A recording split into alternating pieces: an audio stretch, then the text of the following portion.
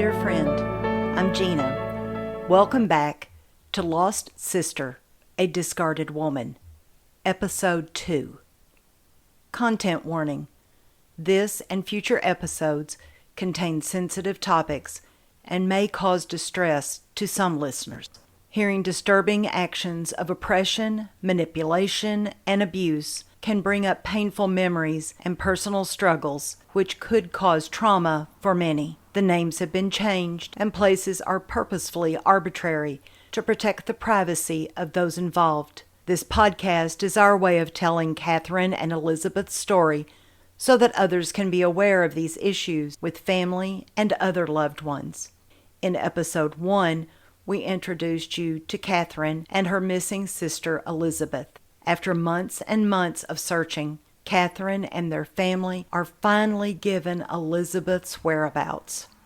"We found Elizabeth!" Catherine couldn't wait to tell her brothers and sisters, who were thrilled to hear that they now had an actual address. The brother who lives nearest drove immediately to the now disclosed assisted living facility. The consensus was for him to visit and then report to the rest of the family.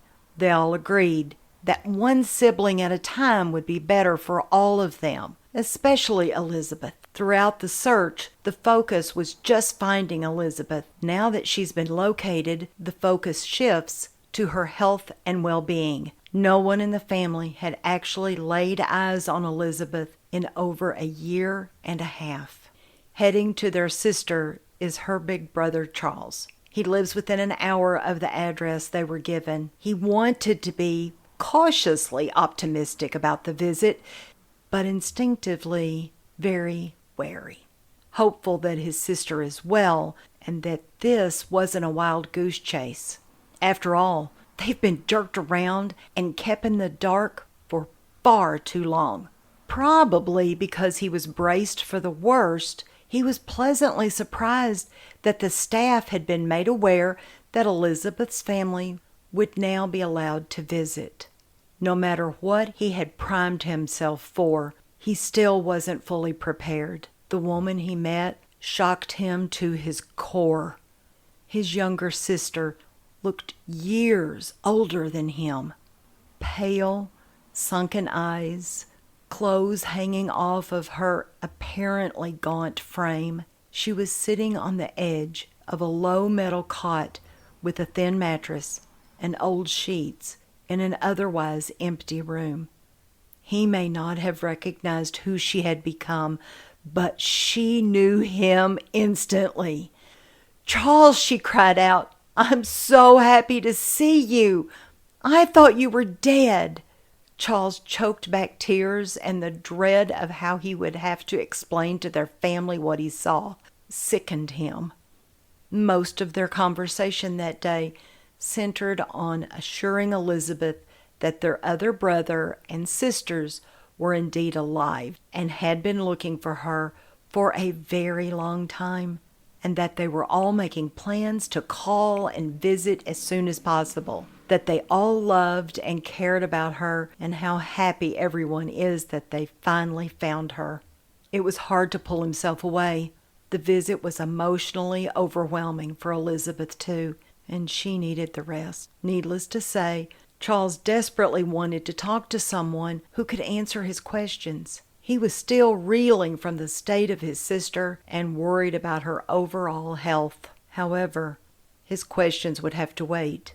You see, earlier that same day, the facility was notified that Darcy had just been appointed as Elizabeth's guardian by the court. Elizabeth is now a ward, and her care could not be discussed with anyone without Darcy's express permission. Like most, in this state, the guardian has complete control making decisions for the ward, like where to live, medical decisions, travel, who they can spend time with, money decisions that affect any property owned by the ward. And as a ward, Elizabeth is no longer legally allowed to make decisions for herself, nor could anyone in the family. At this point, Elizabeth cannot advocate for herself, make medical or living decisions, nor does she have access to any of her own assets. That single decision puts her completely at the mercy and under the control of her husband's granddaughter, Darcy. Without answers, Charles makes the call to his siblings and gives them a report none of them expected. The only good news he could share was that Elizabeth is alive and safe.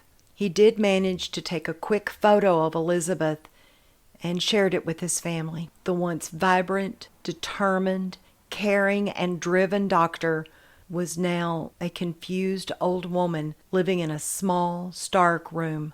No connection to the outside world, no personal items, no keepsakes, no books or newspapers, and no photos whatsoever. Not even a chair. Her only human connection on a day-to-day level was a few busy but kind staff members. Otherwise, all but one of her fellow residents was nonverbal, and that one wasn't conversational. Elizabeth had always craved knowledge and human interaction. Even though she was well aware of her own diminishing memory, Elizabeth is very capable to carry on a conversation, but with no interactions or stimulus, plus the fact that she had been told that her family didn't care and that they were dead. She had begun a downward spiral. A brilliant woman who spent her life caring for others now lived a bleak and lonely existence. Catherine was especially devastated, but more than determined to make sure that her sister has the best care possible. However, the news that not only did Darcy file to be Elizabeth's guardian, even with the knowledge of the family and how easy it would have been to contact them, but she also apparently and quite deliberately held off sharing Elizabeth's location until she was officially appointed with guardianship. How very telling. Since Darcy had given limited permission for the family to visit, Catherine didn't want to waste time and made the long trip a couple of days later. Catherine's reunion with Elizabeth would be another emotional visit, so giving her a little rest was better than overwhelming her immediately after Charles's initial visit. As a social worker, Catherine was well versed with assisted living facilities and would be able to ask specific questions about Elizabeth's overall health. But without Darcy's permission, those questions may go unanswered. What's going on is becoming much clearer now. Catherine and Elizabeth's reunion was emotional for both women. Elizabeth thought she had been abandoned by her siblings, or that some or all were dead. She didn't understand why Darcy had moved them so far away from her home, friends, and neighbors. Catherine was heartbroken hearing the pain in her beloved sister's voice. She spent a lot of time reassuring Elizabeth that the move meant now she's close enough for Charles and his family to come often, and that she herself and all of the other family would be able to visit more often too, especially that now she's safe in a facility and Walter apparently somewhere else. Even though Elizabeth is confused, it doesn't mean she isn't capable of thinking and understanding. Truly, the doctor is still in. Elizabeth had told the facility staff several times that she's a doctor and that she had celiac disease, which means any type of gluten can cause her a lot of discomfort at least, severe pain at worst. So when Elizabeth turned down certain foods served to her, it wasn't because she was being difficult or that she didn't want to eat. She just knew that she had to avoid any foods that even might contain gluten. But sadly, no one believed Elizabeth. Why? Darcy made the overall statement that Elizabeth has end-stage dementia to the facility when she first arrived. Now, end-stage dementia is the final stage of the dementia progression. It's characterized by severe symptoms that can include difficulty swallowing, incontinence, limited understanding of what's being said to them, problems sitting up, and finally becoming bedbound and unable to speak at all. But Elizabeth showed none of these signs. Confused sometimes? Yes. Forgetful? Absolutely. Otherwise, no, she is not in the end stage. Catherine introduced herself to the facility administrators, explaining that Elizabeth truly is a retired doctor with a career spanning decades. Catherine also explained that her own career began as a social worker, and she had years of experience with dementia patients, working in and with all types of assisted living facilities and hospitals. Over the next few days, she learned even more, including the fact that Darcy, who's now the guardian, had not shared information about the memory care medication Elizabeth had been on for several years with the facility, which was distressing, and the fact that she also didn't include the celiac disease information, and that was just as bad. But the most devastating news of all was finding out that Elizabeth had been admitted into the facility months earlier, specifically just days before Thanksgiving. It was now the end of May, 6 months in a facility, all through the holidays, alone. No one aware of the celiac disease, all of her medications, and only a rare visit from Darcy. Nothing in her room except the metal cot with old thin linens, a well-used, small, child-sized dresser, and clothes that were obviously not hers, including men's jeans and oversized button-up shirts. Buttons and zippers are both very difficult for so many with cognitive issues. Elizabeth also told Catherine and Charles that she desperately needed to go to the dentist. She's been suffering with a toothache, and she had told staff, who reported it to Darcy, but nothing had been done. For the record, the staff can only report the resident's medical, physical, and mental well-being to the caregiver. The caregiver is also the person who supplies medical treatments and medical visits, all prescribed medication, furnishings for the room, linens, personal hygiene products, clothes and shoes, at the very least. I would also like to note that memory care units do have a common area with nice soft furniture where residents can congregate, receive visitors, eat communally, watch TV, or listen to music. But if you recall, there is no one visiting, and there's no one for her to have a conversation with except very busy staff members. Physically active her entire life, for the past several years, Elizabeth has loved to walk. She loved being outdoors. After all, she grew up on a farm, so it wasn't a surprise to anyone that she begged Catherine to take her for a walk, to go for a ride so she could visit their parents' graves and the family farm. Oh, and ice cream. She loves ice cream. Bear in mind, she hasn't left the memory care unit since her arrival. Can you imagine? For all practical purposes, she's been a prisoner. And no, I don't think that's hyperbolic. Essentially in solitary confinement for 6 arduous months. Over 190 days from the day she entered the facility until the day the family was finally able to give her a taste of freedom. The difference is prisoners can make phone calls, get books, and hang art and photos on the walls. After Catherine's initial visit and the follow-up group call, the family agreed that they would pursue whatever routes necessary to get the answers they needed and that Elizabeth damn well deserves. Luckily, most of Elizabeth's siblings are retired professionals and all have the means to pursue whatever is to come. They had no issue hiring an attorney if that's what it takes. Finding one with family law experience, and if lucky, one with the knowledge they would need in whatever this case might bring. Well, turns out that was easier said than done. It's a relatively small town to start with, and even with its fair share of lawyers, Few specialize in family law, and even fewer willing to take on such a potentially complicated case. Oh, and by the way, several of the offices stated that they were unable to take the case due to a conflict of interest.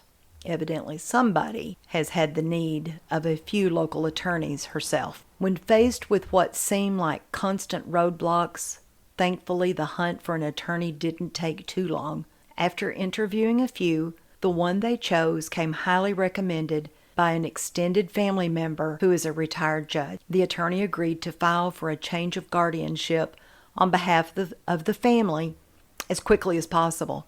In the meantime, Elizabeth's family called and visited both immediate family as well as cousins and friends. She was delighted to see them all. She was invited out for meals, lots of walks and car rides, and ice cream. Always ice cream.